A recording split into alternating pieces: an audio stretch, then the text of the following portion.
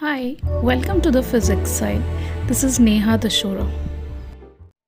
Hello everyone, आज के video में हम एक कंपटीशन क्रैकर न्यूमेरिकल सॉल्व करेंगे based on the concept of induced EMF.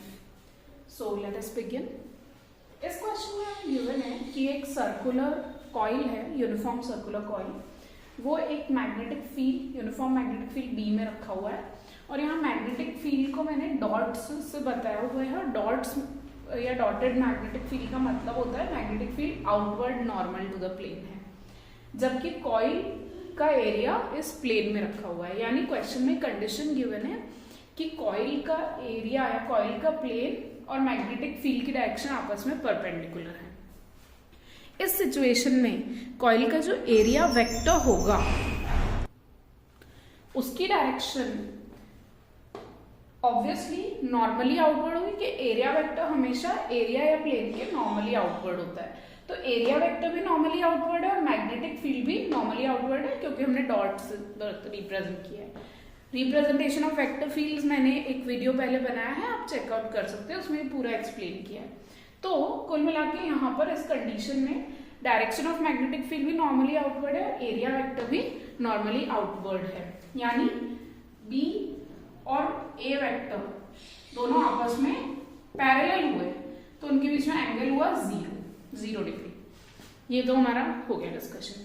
अब क्वेश्चन कहता है कि ये कॉइल कुछ ऐसी है कि इसका रेडियस किसी इंस्टेंट पे तो आर है, लेकिन इसका रेडियस टाइम के साथ कम होता जा रहा है और time rate of change of radius D R by d T given है. यानी इसका रेडियस टाइम के साथ D R by d T से डिक्रीज हो रहा है.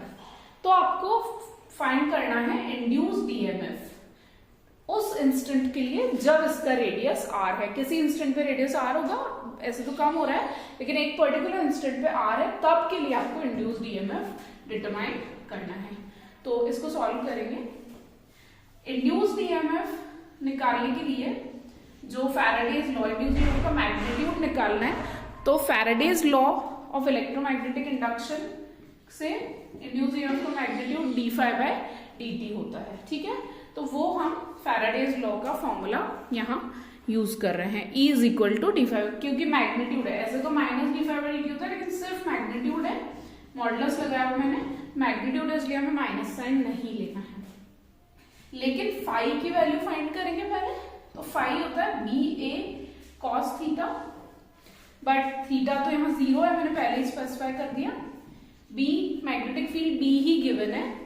ए एरिया ऑफ द कॉइल, तो सर्कुलर कॉइल है और जब रेडियस आर है तब एरिया पाई आर स्क्वायर होगा, क्योंकि हमें क्वेश्चन में कंडीशन ही गिवन है कि जिस इंस्टेंट पर रेडियस आर है उस इंस्टेंट के लिए आपको फाइंड करना है. तो रेडियस आर है तब फ्लक्स में एरिया पाई आर स्क्वायर होगा और कॉस 0 डिग्री. कॉस 0 डिग्री की वैल्यू 1 होती है, तो फाई जाएगा B into pi r square. Cos 0 1 है. अब ये फाई की वैल्यू इक्वेशन 2 से हम इक्वेशन 1 में पुट कर देते हैं. तो इंड्यूस्ड ईएमएफ का magnitude d phi by d t, यानी डिफरेंशिएशन करना है हमें of B into pi r square.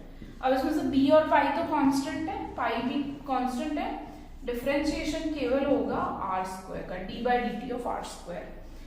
और आपको पता ही है आर स्क्वायर का डिफरेंशिएशन 2r होता है, और क्योंकि यहाँ r टाइम के साथ चेंज कर रहा है, वैरी कर रहा है, तो ओवरऑल डिफरेंशिएशन होने के बाद आएगा 2r dr by dt.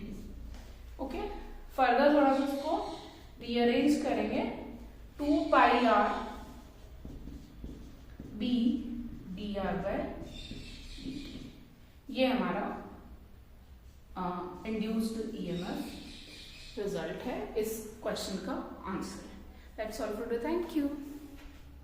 Thank you for watching. Please don't forget to subscribe.